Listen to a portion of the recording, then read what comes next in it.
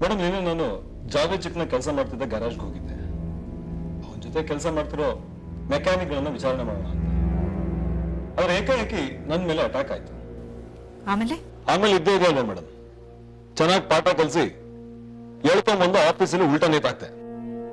ಜಾವೇದ್ ಬಗ್ಗೆ ಒಳ್ಳೆ ಮಾಹಿತಿನೇ ಕೊಟ್ರು. ಏನದು ಮಾಹಿತಿ? ಮೇಡಮ್, ಈ ಜಾವೇದ್ ತನ್ನ 18ನೇ ವಯಸ್ಸಿನಲ್ಲಿ ಒಂದು ಕಾರ್ ಕಳ್ಳತನ ಮಾಡಿದ್ದ. ಅದೇ ಅವನು ಮಾಡಿದ ಮೊದಲನೇ ಕಳ್ಳತನ. ಆಮೇಲೆ ತುಂಬಾ ಫಾಸ್ಟ್ ಆಗಿ ಬೆಳೆದ. ಬ್ಯಾಂಗ್ಳೂರಲ್ಲಿರೋ ಆಲ್ಮೋಸ್ಟ್ ಎಲ್ಲಾ ಗ್ಯಾಂಗ್ಗಳ ಸುಪಾರಿನೂ ತಗೊಂಡಿದ್ದಾನೆ. ಹಾಗೆ ಅಂಡರ್ ವರ್ಲ್ಡ್ ಜೊತೆನೂ ಕಾಂಟ್ಯಾಕ್ಟ್ ಬೆಳೆಸಿದ್ದಾನೆ. ಅವನ್ ಕೆಲಸ ಮಾಡ್ತಿರೋ ಗ್ಯಾರೇಜ್ ಆಕ್ಚುಲಿ ಅವನ ಅಡ್ಡ. ಅವನನ್ನು ಭೇಟಿ ಆಗ್ಬೇಕು ಅಂದ್ರೆ ಅಲ್ಲಿಗೆ ಹೋಗ್ಬೇಕಾಗಿತ್ತಂತೆ. ಮೇಡಮ್, ಇನ್ನೊಂದು ವಿಷಯ, ಅವನ ಜೊತೆ ಕೆಲಸ ಮಾಡ್ತಿರೋ ಮೆಕ್ಯಾನಿಕ್ಗಳು ಅವನ ಎಲ್ಲಾ ಪ್ರಕರಣಗಳಲ್ಲೂ ಭಾಗಿಯಾಗಿದ್ದಾರೆ. They are criminals. ಮೇಡಮ್, ಈ ಚಿಕ್ಕವನಿದ್ದಾಗ ಅವನ ತಂದೆ ಅವನ ತಾಯಿನ ಬಿಟ್ಟು ಬೇರೆ ಯಾರನ್ನ ಮದುವೆ ಹೋಗಿದ್ರು. ಆಮೇಲೆ ಇವನ್ ಸಾಕಿದ್ದು ಇವನ್ ಮಾವ ಅಂದ್ರೆ ತಾಯಿ ತಮ್ಮ. ಇತ್ತೀಚೆಗೆ ಅವನ್ ಮಾವ ತಾಯಿ ಇಬ್ರು ತೀರ್ಕೊಂಡಿದ್ದಾರೆ. ಇದಾದ್ಮೇಲೆ ಆ ಮಾವನ ಮಕ್ಳ ಜೊತೆ ಇವನ್ ಸಂಬಂಧ ಅಷ್ಟು ಚೆನ್ನಾಗಿರ್ಲಿಲ್ವಂತೆ. ಹಾಗಾಗಿ ಇವನ್ ಅವರನ್ನು ಬಿಟ್ಟು ದೂರ ಬಂದಿದ್ದಾನೆ. ಇದರಿಂದ ಅವನ ಫ್ಯಾಮಿಲಿಯಲ್ಲಿ ಇವನ್ ಬಗ್ಗೆ ಹೆಚ್ಚಿಗೆ ಮಾಹಿತಿ ಇಲ್ಲ. ಮೇಡಮ್, ಈ ಜಾವೇದ್ ಕುಡಿಯಕ್ ಶುರು ಮಾಡಿದ್ರೆ ನಿಂತ್ಕೊಳ್ಳೋಕ್ ಶಕ್ತಿ ಇಲ್ದಿರೋಷ್ಟು ಕುಡಿತಿದ್ದಂತೆ. ಆಮೇಲೆ ಅವನ ಮೆಕ್ಯಾನಿಕ್ಗಳು ಹೇಳೋ ಪ್ರಕಾರ ಅವನು ರಾಜಾಜಿನಗರದ ಗಾರ್ಡನ್ ಬಾರ್ ನಲ್ಲಿ ಕುಡಿತಿದ್ದಂತೆ. ಅಲ್ಲಿ ಅವನಿಗೆ ಬೇರೆ ತರದ ಫ್ರೆಂಡ್ಸ್ಗಳು ಇದ್ರಂತೆ. ಆಮೇಲೆ ನನಗೆ ಇಲ್ಲಿ ಸಿಕ್ಕಿದ ಒಂದು ಮುಖ್ಯ ಮಾಹಿತಿ ಏನು ಅಂತಂದ್ರೆ, ಇತ್ತೀಚೆಗೆ ಜಾವೇದ್ ಯಾರೋ ಒಬ್ಬ ಹೊಸ ವ್ಯಕ್ತಿ ಜೊತೆ ಹೆಚ್ಚು ಹೊತ್ತು ಕಾಲ ಕಳೀತಿದ್ನು. ಬಟ್ ಆ ಹೊಸ ವ್ಯಕ್ತಿ ಹೆಸರು ಇವ್ರಿಗೂ ಗೊತ್ತಿಲ್ಲ. ಮನೋಜ್, ನೀವ್ ಹೇಳೋ ಪ್ರಕಾರ ದಿನ ಆ ಮೆಕ್ಯಾನಿಕ್ಗಳೆಲ್ಲ ಜಾವೇದ್ ಜೊತೆ ಬಾರಲ್ಲಿ ಕುತ್ಕೊಂಡು ಕುಡಿತಾ ಇದ್ರು. ಆದ್ರೆ ಒಬ್ಬ ಹೊಸ ವ್ಯಕ್ತಿ ಬಂದಾಗ ಅವನು ಯಾರು ಅಂತ ಅವ್ರು ಯಾರು ಜಾವೇದ್ ಹತ್ರ ಕೇಳಲಿಲ್ವಂತ? ಕೇಳ್ತಿದ್ರಂತ ಮೇಡಮ್. ಆದ್ರೆ ಅದಕ್ಕೆ ಜಾವೇದ್ ಚೆನ್ನಾಗಿ ಬೈದು, ನೀವು ನಿಮ್ ಕೆಲಸ ನೋಡ್ಕೊಳ್ಳಿ, ಕುಡ್ಸೋದನ್ನು ಕುಡಿದು ಎದ್ದು ಹೋಗಿ ಅಂತ ಹೇಳ್ತಿದ್ನಂತೆ. ಆ ಹೊಸ ವ್ಯಕ್ತಿ ಈ ಟೆರರಿಸ್ಟ್ ಗ್ಯಾಂಗ್ಗೆ ಸೇರಿರಬಹುದು ಅಲ್ವಾ? ನನಗೂ ಹಾಗೆ ಅನಿಸ್ತದೆ ಮೇಡಮ್. ನಾನು ಇವತ್ತು ಸಂಜೆನೆ ಆ ಬಾರ್ಗೆ ಹೋಗಿ ಈ ಹೊಸ ವ್ಯಕ್ತಿ ಬಗ್ಗೆ ಏನಾದ್ರೂ ಮಾಹಿತಿ ಸಿಗತ್ತಾ ಅಂತ ಟ್ರೈ ಮಾಡ್ತೀನಿ. ಇಲ್ಲ ಮನೋಜ್, ಈ ಕೆಲಸ ನನಗೆ ಬಿಟ್ಬಿಡಿ. ನಾನೇ ಆ ಬಾರ್ಗೆ ಹೋಗಿ ಅವ್ರನ್ನ ವಿಚಾರಿಸ್ತೀನಿ. ನಿಮ್ ಜೊತೆ ನಾನು ಬರಲ್ಲ ಮೇಡಮ್? ಅದರ ನೆಸೆಸಿಟಿ ಇಲ್ಲ. I will manage. Thank you.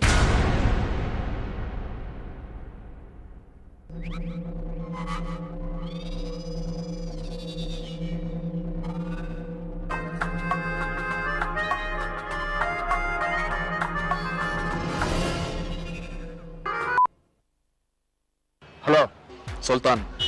ಏಯ್, ನೀನೇ ಫೋನ್ ಮಾಡಿದೆ ನನಗೆ? ಅದು ಮೊನ್ನೆ ನಿಮ್ದು ವಿದ್ಯಾ ಮಾಡಿ ಶೂಟೌಟ್ ನಲ್ಲಿ ನಮ್ ಸ್ಯಾಮ್ಸಂಗ್ಗೆ ಕಾಲ್ಗೆ ಬುಲೆಟ್ ಬಿದ್ದಿದೆ. ಅದಕ್ಕೆ ನಾನೇನ್ ಮಾಡ್ಲಿ? ನೀವೇನ್ ಮಾಡ್ಬೇಡಿ, ನಾ ಹೇಳೋದನ್ನ ಅದೇನು ಹೇಳು. ಸ್ಯಾಮ್ಸಂಗ್ ಕಾಲ್ಗೆ ಬುಲೆಟ್ಗೆ ಬಿದ್ದು ಅದನ್ನ ತೆಗ್ಸೋಣ ಅಂದ್ರೆ ನಮ್ದು ಯಾವ ಆಸ್ಪತ್ರೆಗೂ ಹೋಗಕ್ಕಾಗ್ತಿಲ್ಲ. ಹೋಗ್ದಿರೋ ಹಂಗೆ ನಿಮ್ಮ ವಿದ್ಯಾ ಮಾಡ್ಬಿಟ್ಟಿದ್ದಾಳೆ. ಏಕೆ? ಇದೇನ್ ಸಾಬ್ ಒಳ್ಳೆ ಚೋಟಾ ಬಚ್ಚ ಕೇಳ್ದಂಗೆ ಕೇಳ್ತಿರಲ್ಲ, ಯಾಕೆ ಅಂತ. ನನ್ಗೀಗ ಅರ್ಜೆಂಟ್ ಡಾಕ್ಟರ್ ಬೇಕು ಅಷ್ಟೇ. ಏ ಸುಲ್ತಾನ್, ನಿನ್ಗೆ ಏನಾದ್ರು ತಲೆಗಿಲೆ ಕೆಟ್ಟಿದ್ಯಾ? ಯಾರ ಹತ್ರ ಮಾತಾಡ್ತಾ ಇದೀಯ ಅಂತ ಗೊತ್ತಾ ನಿನ್ಗೆ? ನೀನ್ ಹೇಳಿದ್ದೇನೆಲ್ಲ ಮಾಡೋದಕ್ಕೆ ನಾನ್ ನಿನ್ ಕೆಲಸದವನಲ್ಲ. ಡಿಪಾರ್ಟ್ಮೆಂಟ್ ನಲ್ಲಿ ಏನ್ ನಡೀತಾ ಇದೆ ಅನ್ನೋದನ್ನ ಇನ್ಫಾರ್ಮ್ ಮಾಡೋದಕ್ಕೆ ಮಾತ್ರ ನಾನು ನಿಮ್ಮ ಹತ್ರ ದುಡ್ಡು ತಗೊಂಡಿರೋದು. ಅದೇ ನಾನು ಮಾಡಿರೋ ಮಣ್ತಿನೋ ಕೆಲಸ. ಈಗ ನೋಡಿದ್ರೆ ಡಾಕ್ಟರ್ ಕರ್ಕೊಂಡ್ ಬರ್ಬೇಕಾ? ಅಷ್ಟೇ ಅಲ್ಲ, ನಮ್ದು 1 ವಾರ ನಿಮ್ ಮನೆಗೆ ಇರ್ತಾರೆ. ಇಲ್ಲೇ ಹೋದ್ರು ಪೊಲೀಸ್ ಕಾಟ. ನಿಮ್ ಮನೇಲಿ ಇದ್ರೆ ಸರ್ಚಿಂಗ್ ಆಗೋದಿಲ್ಲ. ಅದಕ್ಕೆ ನೀವು ನಮ್ಮ ಮನೆಯಲ್ಲಿ 1 ವಾರ ಇರ್ತೀರಾ? ಏ ಸುಲ್ತಾನ್, ಏನ್ ಕುಡ್ದು ಮಾತಾಡ್ತಾ ಇಲ್ಲ ತಾನೆ? ನಾನು ನಿಮ್ ಜೊತೆ ಸೇರೋದು ನನ್ನ ಹೆಂಡತಿ ಗೊತ್ತಿಲ್ಲ. ಅಂಥದ್ರಲ್ಲಿ ನೀವು ನಮ್ಮ ಮನೇಲಿ ಬಂದು 1 ವಾರ ಇರ್ತೀರಾ? ಸರಿಯಾಗಿ ಕೇಳಿಸ್ಕೊ. ನಾನು ಡಾಕ್ಟರ್ನ ಕರ್ಕೊಂಡು ಬರೋದು, ನೀವೆಲ್ಲ ಬಂದು ನಮ್ಮ ಮನೇಲಿ 1 ವಾರ ಇರೋದು. ಇಂಥ ಕನಸನ್ನೆಲ್ಲ ಕಾಣೋದಕ್ಕೆ ಹೋಗ್ಬೇಡಿ. ನನ್ನ ಕೆಲಸ ಏನಿದ್ರು ಡಿಪಾರ್ಟ್ಮೆಂಟ್ ನಲ್ಲಿ ಏನ್ ನಡೆಯುತ್ತೆ ಅನ್ನೋದನ್ನ ನಿಮ್ಗೆ ಇನ್ಫಾರ್ಮ್ ಮಾಡೋದು. ಆ ಕೆಲಸ ಮಾಡಿದ್ದೀನಿ, ಇನ್ನು ಮುಂದೆನೂ ಮಾಡ್ತೀನಿ.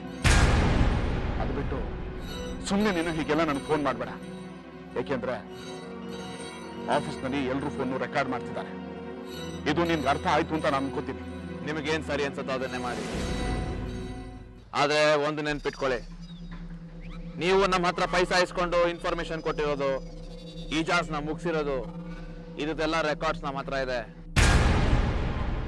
ನಾವು ಇದನ್ನ ನಿಮ್ ಡಿಪಾರ್ಟ್ಮೆಂಟ್ಗೆ ಲೀಕ್ ಮಾಡಿದ್ರೆ ನಿಮ್ ಗತಿ ಏನಾಗತ್ತೆ ಅಂತ ಸ್ವಲ್ಪ ಯೋಚನೆ ಮಾಡಿ.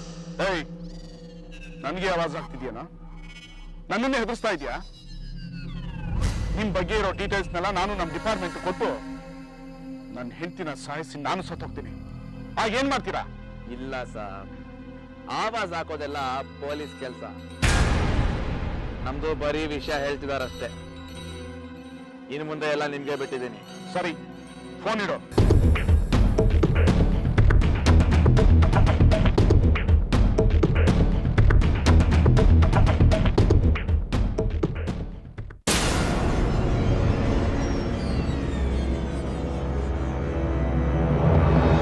ಅಲ್ಲ ರೀ ಲಕ್ಷ್ಮಣದಾಸ್, ನಿಮ್ಮ ಹತ್ರನೇ 100 ಎಕರೆ ಜಮೀನು ಇಟ್ಕೊಂಡು ಯಾವುದೋ ಒಂದು ಸಣ್ಣ ಕಾರ್ಗೋಸ್ಕರ ಸರ್ಕಾರದ 2,000 ಎಕರೆ ಜಮೀನನ್ನು ಬೇಕು ಅಂತ ಕೇಳ್ತಾ ಇದ್ದೀರಲ್ಲ, ಅದು ಹೇಗ್ರಿ ಸಾಧ್ಯ? ಯಾವುದೋ ಒಂದು ಸೇಲ್ಸ್ ಟ್ಯಾಕ್ಸು ಎಕ್ಸೈಸ್ ಡ್ಯೂಟಿನಾಗಿದ್ದರೆ ನಾನು ಈಸಿಯಾಗಿ ಮಾಡಿಬಿಡ್ತಾ ಇದ್ದೆ. ನಿಮ್ಮ ಜಾಗದ ಸುತ್ತಮುತ್ತಾನೆ ಸರ್ಕಾರದ್ದು 2,000 ಎಕರೆ ಜಮೀನು ಬೇಕು ಅಂದರೆ ನಾನು ಹೇಗ್ರಿ ಕೊಡಲಿ?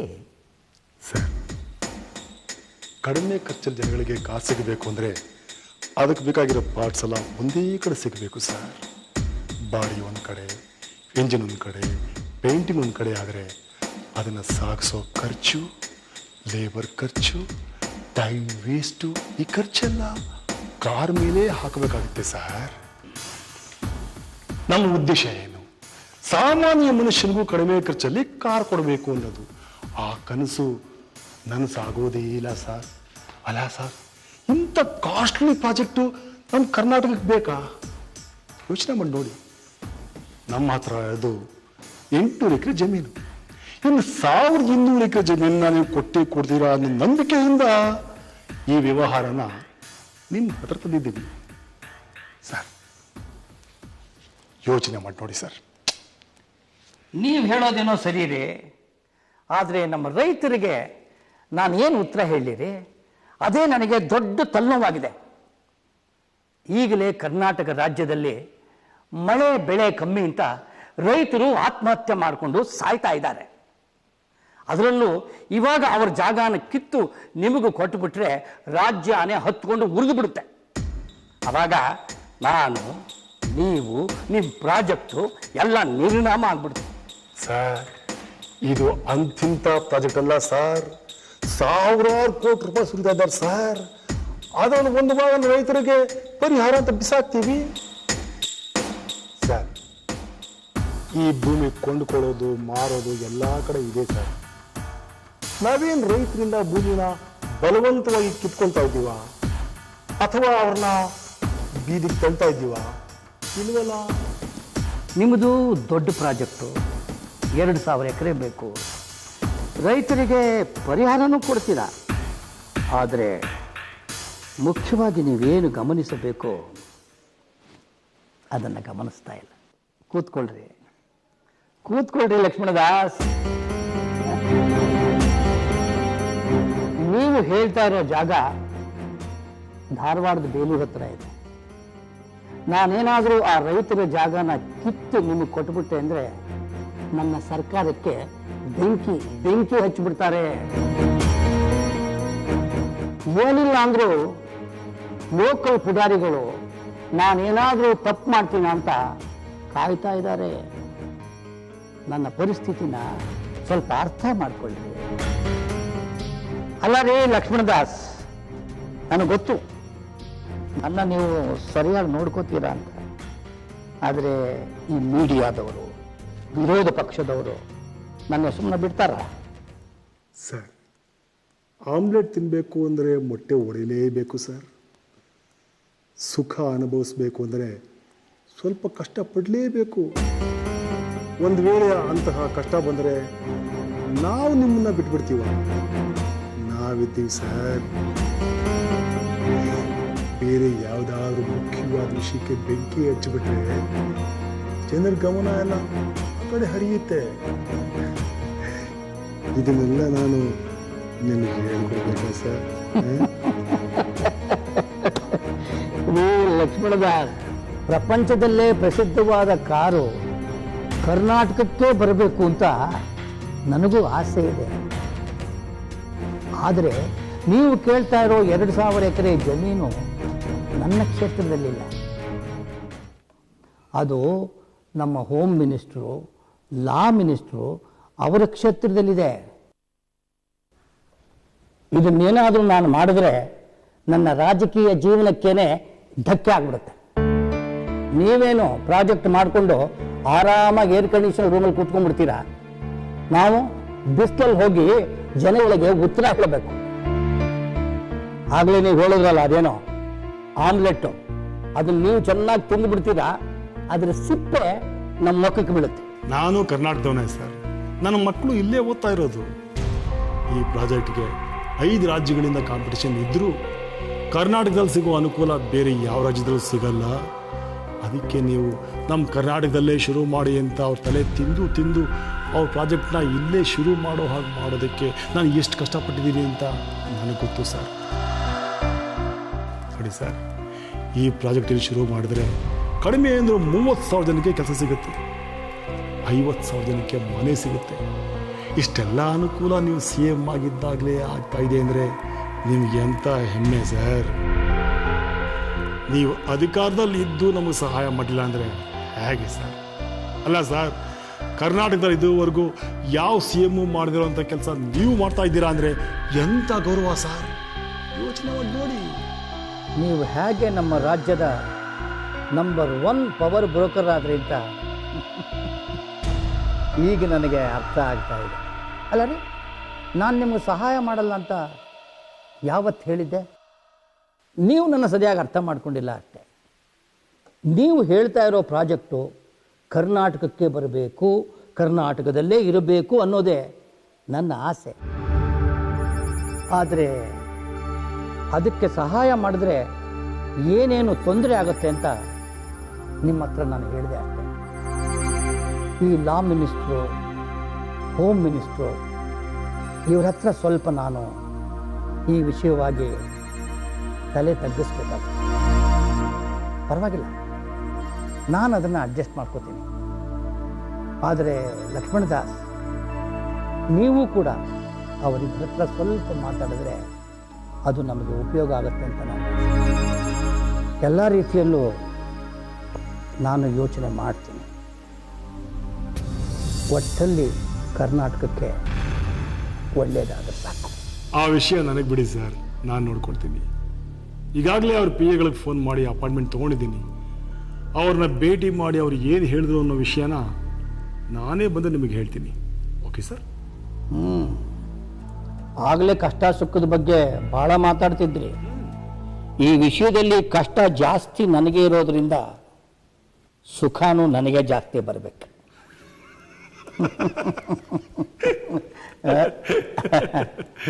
ಮೊದಲು ಕೆಲಸ ಆಗಲಿ, ಆಮೇಲೆ ಇದೆಲ್ಲ. ನಾನಿನ್ನು ಬರ್ತೀನಿ ಸರ್. ಬರ್ಬೋದು.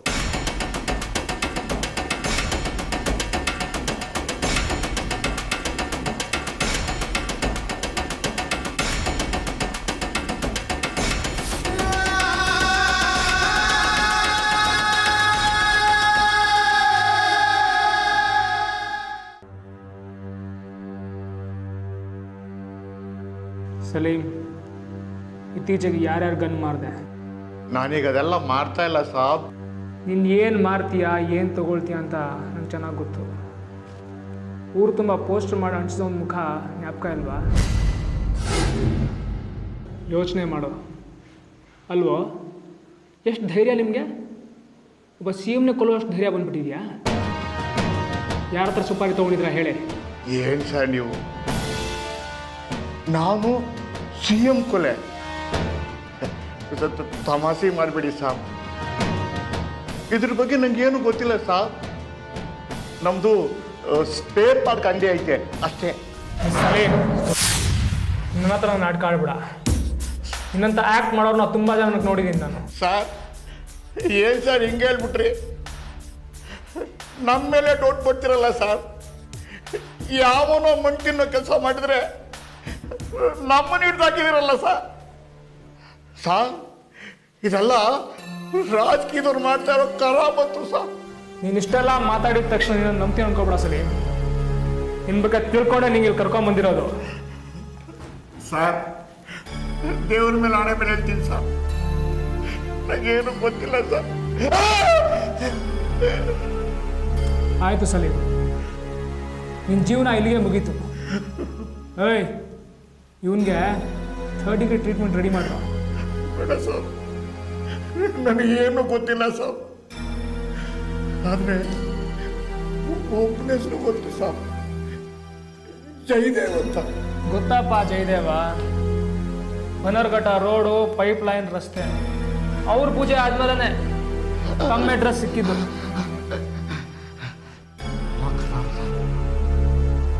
ಗುಲ್ಬರ್ಗಾಯಿಂದ ಪಾಟೀಲ್ ಅಂತ ಒಬ್ಬ ಫೋನ್ ಮಾಡಿದ್ದ ಸರ್.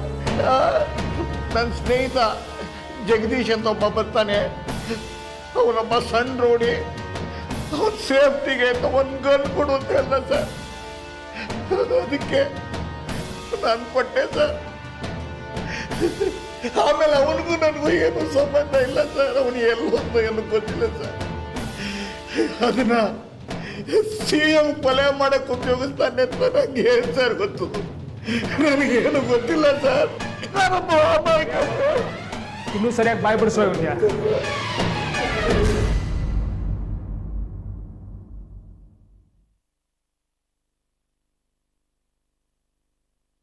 ಹಲೋ ಹಲೋ, ಇವ್ನು ನಿಮ್ಗೆ ಗೊತ್ತಾ? ಇವ್ನು ನಮ್ಮ ಜಾವೇದ್ ಅಲ್ವಾ? 3-4 ದಿನದಿಂದ ಕಾಣಿಸ್ತಾ ಇಲ್ಲ.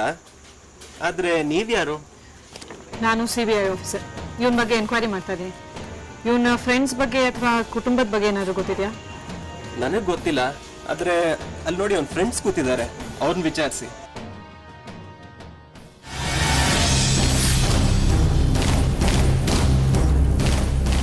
ಇವನ್ ಬಗ್ಗೆ ನಿಮ್ಗೆ ಗೊತ್ತಾ? ಇವನು ಯಾರು ಅಂತ ನನಗೆ ಗೊತ್ತಿಲ್ಲ. ನೀವು ಮನ್ಸು ಮಾಡಿದ್ರೆ ನನ್ನ ಬಗ್ಗೆ ತಿಳ್ಕೊಬೋದು.